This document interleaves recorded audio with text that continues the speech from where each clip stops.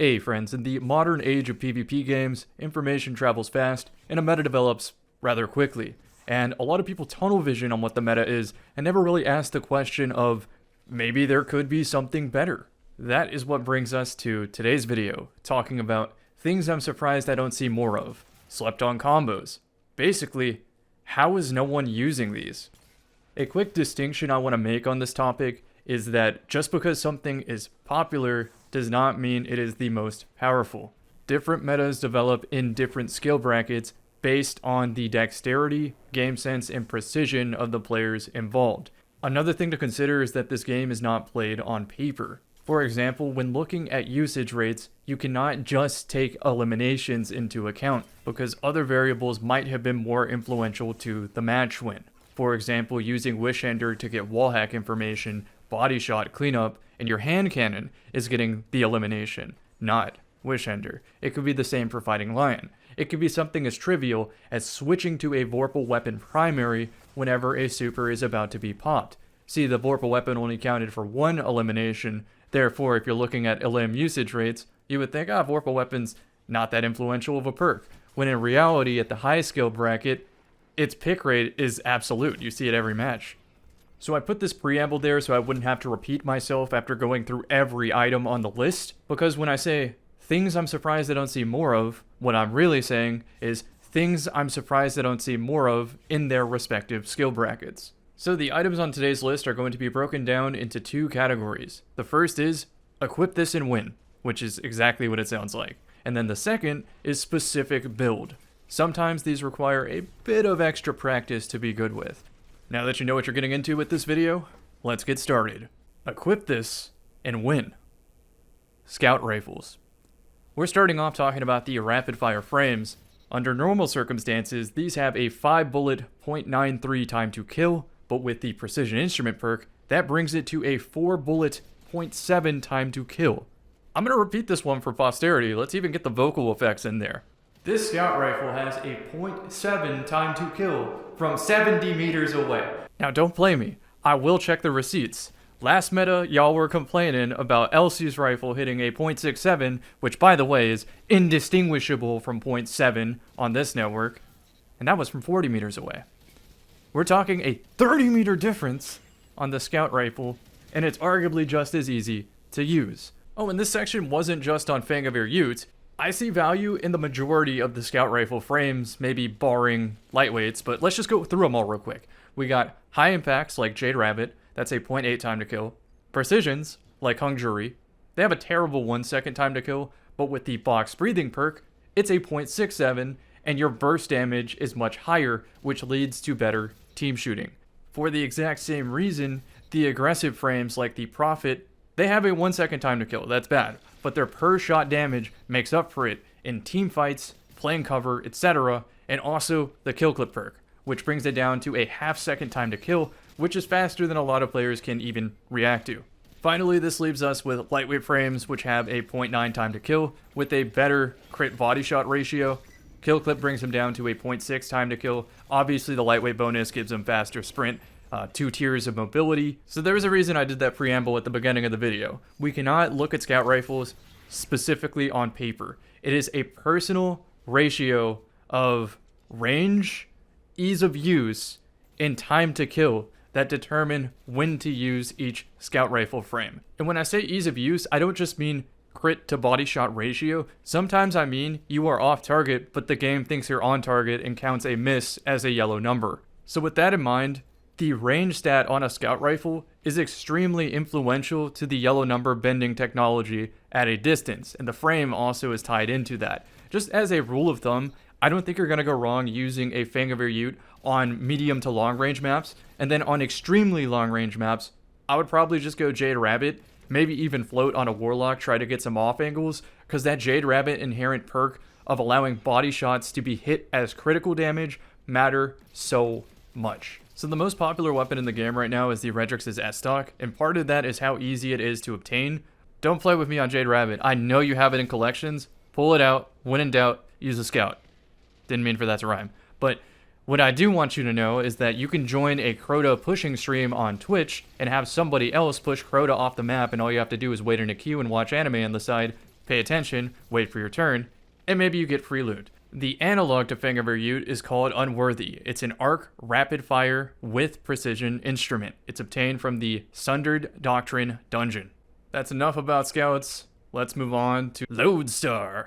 Yes, I'm very aware that it already had its time in the sun when it was bugged with Radiant Dance Machines to be providing, I believe, max aim assist, which means you couldn't miss even if you were jumping in the air. Obviously, the last word getting an extra 3 meters at the time maybe overshadowed this in popularity, but not in potency. If anything, its real rival is Tommy's Matchbook. Both of these are functionally similar, and it's not a good idea to compare them on paper, because if we tried, we'd say, oh, they're both a 0.75 time to kill. But you're forgetting that Tommy's can spin up, and you're also forgetting that Loadstar can aim down sights for a pulse rifle burst, and you don't have to commit to the burst delay. Just as soon as you see the bullets leave the barrel, just go to hipfire, and it skips the burst delay, thus saving you a bullet or two on your time to kill. So the weapons are functionally similar, but they're not the same. The playstyle is slightly different. Tommy's, you want to be committing to out-of-cover instant double kills, whereas Loadstar, since it has the pulse rifle form, you can play cover, and it also has a grind perk similar to Hawkmoon, where you build up arc alignment, then it activates Jolt, so you can better fight crowds. The real reason that Loadstar makes this list is you can build the perk up off of Titan Barricades and your own stasis crystals. That's like the mic drop moment. We're moving on to the next one. Slayer's Fing. It has wall hacks. But the handle... It has wall hacks. Yeah, don't mention trade-offs to a Destiny player. You might scare them. This is definitely still in the equip this and win category because it's a fair trade-off for not having max handling. It's a little slower to get to, but your reward is wall hacks, or the ability to get a kill that you otherwise wouldn't have had line of sight on because of the ricochet rounds. With Slayer's Fing, I have went on a 40 win streak in trials solo, and part of that was off the back of, if I get the first slug kill, I can definitely get the next two because I have them wall hacked with an Adagio hand cannon that I know exactly where to place my util to kite them in the exact place I want them to win my duel, to get all my health back, to win my next duel. But why settle for a ricochet wall hack slug when you can do something even more sinister? Like open up your menu to switch to the Ergo Sum sword when you see green ammo on the floor. You know that meme of like, if I speak, I will be suspended? That's how this conversation goes, because somebody is going to allude to locked loadouts and just put words in your mouth and think of an extreme to justify this stupid game mechanic that is still abused to this day, and that's why it makes the list. There's the other elephant in the room, which is, this is a permanently third-person sword that gives you perfect information, maybe even better than wall hacks. I'm at a loss for words, I'm not going to speak anymore on this.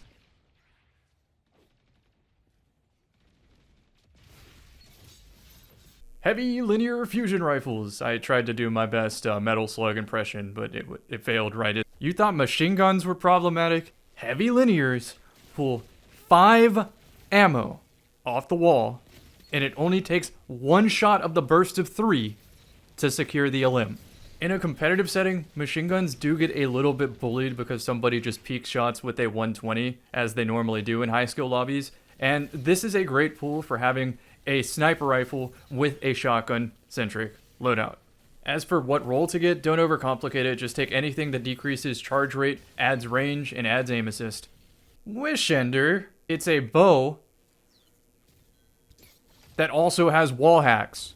But the hand... Get that guy out of here. Obviously you can make a build to offset the weaknesses of Wishender, but realistically you can just menu to it at any time that you need perfect info on potentially invis players, and you can still use it with high dexterity jumping around with stompies and not even try to aim for the head and still get extreme value out of this exotic bow. So when it got nerfed, it went from infinite wall hacks time to 3 seconds. But the thing is, for a first-person shooter, 3 seconds might as well be infinity. And then we also got to talk about the bow part of it itself and draw canceling. What you can do to maintain its most accurate and highest damage state is, once the bow is fully drawn, release the trigger, instantly tap the reload button, then instantly tap the trigger again, and it's going to cancel the draw and maintain its high damage state. That's a trick to get more value out of bows. We're moving on. The next section is specific builds. We're going to start with slice weapons. Use your class ability, then you have slice for a couple seconds, and if you shoot your opponent, they deal less damage to you. So at one point in the game's history, we only had one slice weapon, and it was a high-impact Iron Banner auto rifle. Now we have plenty of options. We have Aisha Pulse Rifle, Better Devil's Hand Cannon, Breachlight Sidearm, Imminent Submachine Gun, Guiding Sight Scout Rifle. This is so simple. If your build has any sort of synergy with getting the class ability faster, you should be using a slice weapon with it, because it can do a lot of crazy stuff, as far as having interactions with just making a tangle for free. That's like a third-person peek and a grenade all in one. You can use Flawless Execution to get wall hacks after your kill. You could use Icefall Mantle to get damage resistance and make your opponent deal less damage. You could even use the seasonal artifact, which has interactions with Slice and Unravel, and I'm whispering and keeping my voice low right now because I don't want anybody to actually do that shit. Hard Light. Don't overcomplicate this explanation. If your subclass effect matches the flavor of what you have on Hard Light right now, you get 10% extra damage. So yes, if you use Gear Falcon to get volatile rounds onto Hard Light, 10% extra damage. If you use Secant Filaments to get Devour, 10% extra damage. If you pop Radiant, 10% extra damage. That's it. That's the Hard Light section. Now we're moving on to Facet of Solitude wall hacks. Facet of Solitude is a fragment where if you use a low magazine gun and hit your max rate of fire, I'm putting an asterisk there because as you can see from the background clip, play it again. That's not max rate of fire, and yet it activated the perk. And what is the perk? It's like I just said.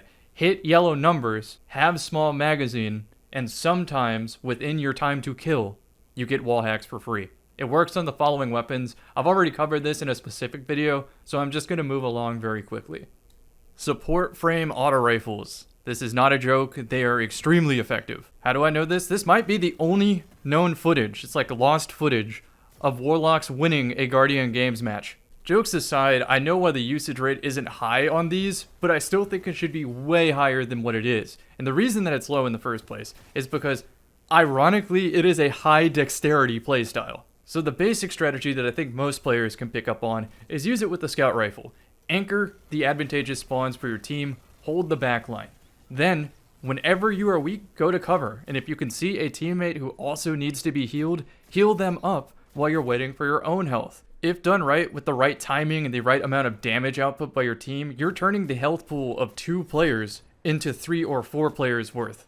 Now, the obvious trade-off here is that, well, if you use the auto as a primary weapon to deal damage, it sucks. So you need a different primary with that can dish out good damage. You don't get to use a shotgun. But I think the trade-off's worth it, because you heal your teammate, you also both empower your damage, and then if you have the right perks, you can heal yourself even more, or drop an Orb of Light on the floor from healing teammates, which effectively also heals you because of boot mods that recover health. And if it sounds too good to be true, that's because, for a lot of you, it is. This is a high dexterity playstyle. You don't have to have the most precise aim, but you gotta be quick at moving your camera 180 degrees behind you to heal a teammate, then snapping back in front of you to deal damage to the opponent to back them off so you can effectively take space. And then it demands even more of you if you're split from your teammates and they're on opposite sides of you, where you essentially have to be healing 2 different gunfights at once. So it's a lot of split-second decision making. The next item we're going to talk about is pretty much the exact same as a support frame auto rifle, the Navigator. So I didn't know this at the time. I only use Navigator to get Woven Mail, and if you don't know what Woven Mail does, it makes the opponent do 25% less damage to body shots only. For the quick thinkers in the room, yes, ding ding ding, you get to make sometimes fusion rifles not one-hit you, except they're fusion rifles, so they're still gonna one-hit you. You need just a little bit of extra juice, whether that be a glaive block or frost armor or something like that stacked onto it. But even then, I still wouldn't bet the farm on Woven Mail because the under-over perk exists, and if this ever becomes meta, they're just gonna switch to that as a countermeasure. So what I didn't know about the Navigator is apparently it heals your teammates when they're weak. So it's the exact same gameplay loop as the support frame auto rifles. Whenever you back down because you're weak, you might as well just heal your teammate and provide you both with Woven Mail, which also refunds bullets to the gun, so you can keep doing it more. And then bonus points if you use this with a tank build, like I am in the background, combining it with the Titan Unbreakable aspect, so that you can somewhat more consistently stand up to special ammo. Moving on. Hear me out, hear me out, hear me out, hear me out. It's a Athum. Hear me out. Now, obviously, I don't expect this to be a most used Trials of Osiris weapon, but 0 people using it? 0? Nobody? Not even Cardinal Dive? That's why Athum makes it onto this video. There are plenty of extremely high dexterity players, and I have not seen this out in the wild used effectively once. And it has the potential.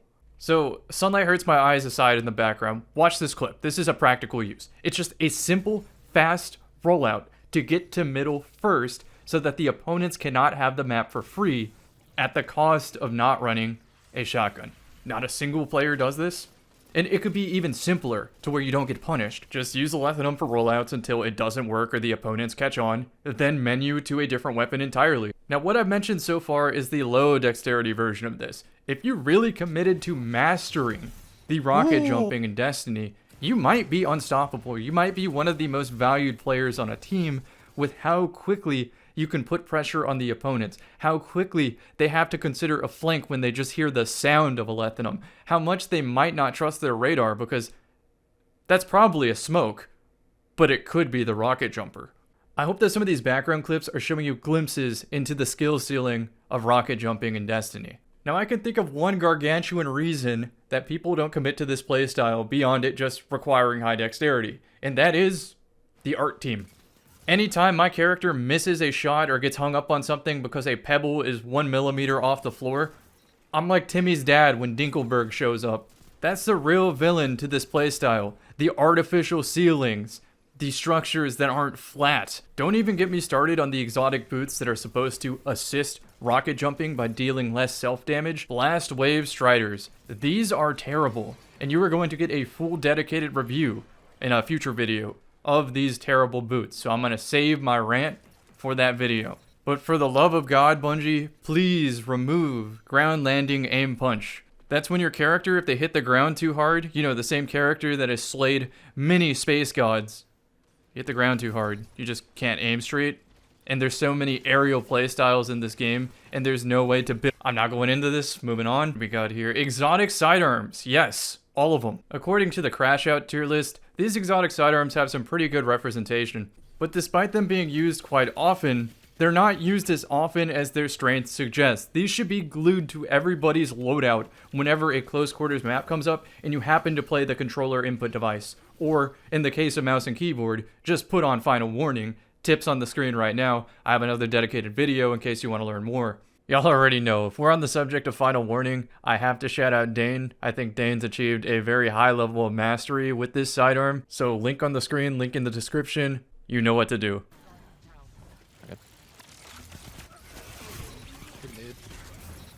So I only collected Final Warning footage expecting this section to be Final Warning, but the more I thought about it, the more I realized that there's a competitive effective build for every single primary sidearm. Obviously Final Warning, you have something with good movement, you focus on your movement, less on your aim, and you follow those tips that were on the screen. Let's move on. Traveler's Chosen. This one's a no-brainer. When you run an ability that takes forever to charge, just run Traveler's Chosen if it's a close quarters map, and you have your abilities more often. It's crazy. It also feels like Deign in terms of the shooting experience, and y'all know how strong that can be. Next up is Cryosthesia and Rat King. These are essentially the same builds. You're not really running a build with them at all. You're just running them for the fact that you're going to inflict so much mental damage on your opponent. Because when lobby balancing kicks in, especially in a skill-based matchmaking playlist where for sure you're going to get teammates of similar skill, but you're not. You know it's messed up when if your teammates leave the match, your chances of succeeding go up because they are not farmed by Cryosthesia or Rat King perk. Hell, we'll even throw Trespasser in there. It's a little more build specific with Radiant or Mask of Bakris to get the most advantage out of it to save that burst delay time to kill. It's gonna be a 0.33 TTK with the Trespasser perk, and that's like almost unreactable in this game. As much as I'm frustrated and dislike playing against exotic sidearms, I think it's time for the community to adopt these at extremely high usage rates so they can finally get some heavy-handed and realistic nerfs. With that being said, I believe that covers all of the weapons on today's list. Now we're going to talk about exotic armor that you might be sleeping on. Arthritis Embrace. Yeah, that sounds right, because when you get hit by that homing throwing knife with tracking skills that only Liam Neeson or the Duolingo owl could dream of, you're going to be typing up some very choice words to that player, and you will probably get early onset arthritis. How is this in the game? How did this make it this long being in the game? How does nobody use this? This is the one I'm losing my mind over. This video was just a psyop. It's really just an Arthritis Embrace video. Jingelhymer cannot keep getting away with this. Okay, Cammy, enough with the rant. Tell us about the exotic. Okay, so land yellow numbers rapidly with your primary to activate Strength and Knife, which adds an extra bounce, makes it body shot kill, adds giga tracking, and 5 tiers of strength. High key, I stopped using this exotic because every time after hitting a knife, I would force myself to go take a shower, and that water bill was racking up, so I asked Jingelhymer to outsource some clips for me. I'll be providing commentary on these. This is a lineup that he typically uses on Widow's Court. It kills anybody in the vicinity of B flag. This is another cool lineup that I think goes to Crow's Nest, but sometimes orbits around the map to just kill somebody near him. In case you didn't know how weighted throwing knife works, if the enemy has any scorch on them and the weighted throwing knife hits them, they ignite. Then if you combine that with additional solar fragments that spread scorch from ignitions, and your knife also refunds itself on kill, you can just keep throwing the knife over and over again and keep going for ignitions. Obviously easier said than done, and this is a highlight reel, but at the end of the day, it's a very sour feeling to watch the death cam, watch the VOD back, and have no idea what to do to avoid that death next time. Now, regardless of how obnoxious I think this exotic is, Jingelhymer does have some really stylish clips, and you would be remiss if you did not subscribe to his YouTube channel and or follow his Twitch. Some of you are watching on PC, you could go to the description right now, open a new tab, hit subscribe, and then go back to this video, and all you missed was a throwing knife hitting a Dawn Blade, and you tab back in to this wonderful multi-ignition. I think there's about 30 seconds worth of clips, so I'll just let it play out before moving on.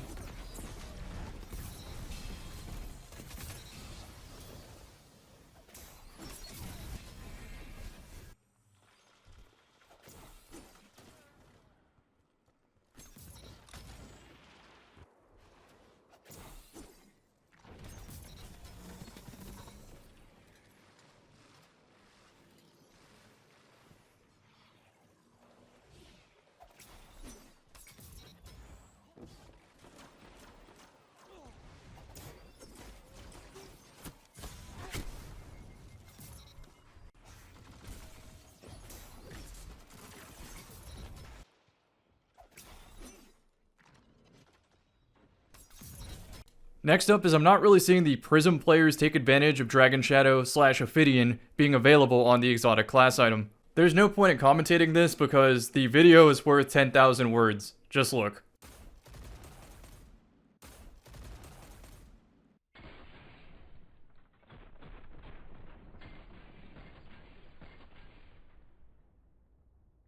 Radiant Dance. Now hold up, Cam, I'ma stop you there. These are most definitely used. Okay, my dear viewer, you got me there. They're used a lot, but they should be used even more is all I'm arguing, because I don't see people use them with bows. I don't see them use it with Dead Man's Tail. I don't see them use it with the Prophet Scout Rifle. I'm really directing this topic towards high skill, high dexterity mouse and keyboard players. They should be using this way more than they use Redrix's S-Stock. And that's all I have to say on RDMs. Moving on. Knucklehead. Now hold up, Cam, I'ma stop you there. These are most definitely used. Okay, my dear viewer, you got me there.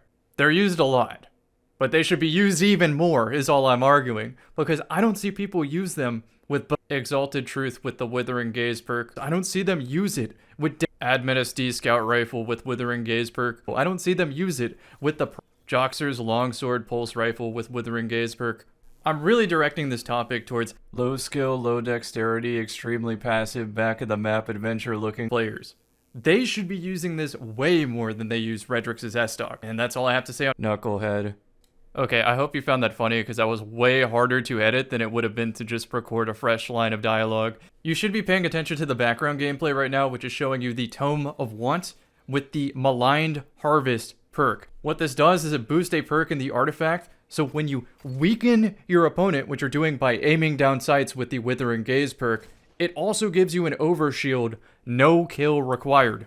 So yeah, Knucklehead's already used a lot, but with this specific artifact, this should be a plague right now. I should not be able to not run into this build in PvP. In case you didn't already know about this build, the Withering Gaze perk can also activate Stylus Executioner on either Void or Prismatic subclasses, and then you could also run the Echo of Harvest on Void subclasses, so that you make a Void Breach and an Orb of Light if you secure a kill on a weakened target. If your Exalted Truth has Precision Instrument, you can also do a body headshot combo to secure a kill. Sanguine Alchemy. You thought I was done with the wall hacks. So hypothetically, you could throw Empowering Rift and use Ariana's to get an opening quad.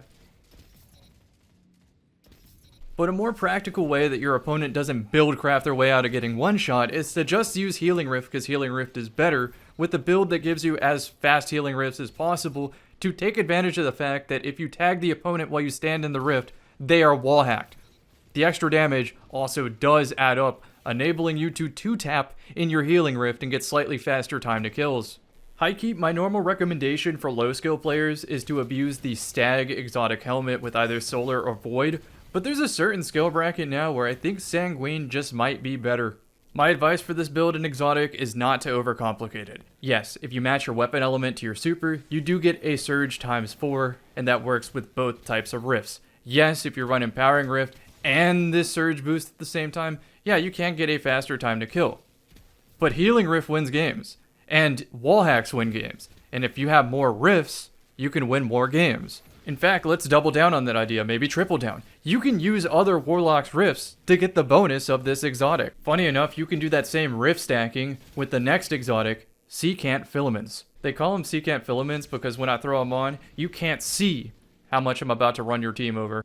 No, wait, I see what you're doing. Get your hand away from that unsubscribe button. Okay, what Secant Filaments do? Very simple. As long as you use Empowering Rift, finally a use for Empowering Rift, you get Devour. And if you return to that Empowering Rift, it'll refresh your Devour timer. And it also works on your teammates' Empowering Rifts. Now, I have mentioned this exotic before, but I truly think it's underused for the power that it provides. It is such a 6's staple, and honestly is the only thing allowing me to win some games when lobby balancing wants to say otherwise. So if you thought this exotic was good, you gotta see the next exotic. It is out of this world. Phoenix Protocol. See, you thought I was gonna make an Eye of Another World joke. Because I was. This exotic is so simple that it often gets overlooked, but its impact is game-winning even. It does 3 things. Faster cooldowns for all your abilities, and then if your opponent is critically wounded, they're highlighted, or if your opponent has a charged super, they're also highlighted. And this helps with seeing invis, since the lighting engine sure as hell isn't helping us. So on screen I made a quick comparison comparing Eye of Another World to other similar Void and Prism builds, and it just shows you the specific cooldown speeds.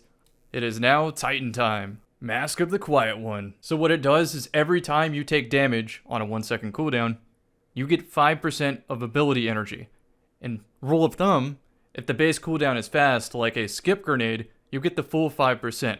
But if the base cooldown is slow, like a lightning grenade, you get half of that 5%. But forget all about that math stuff.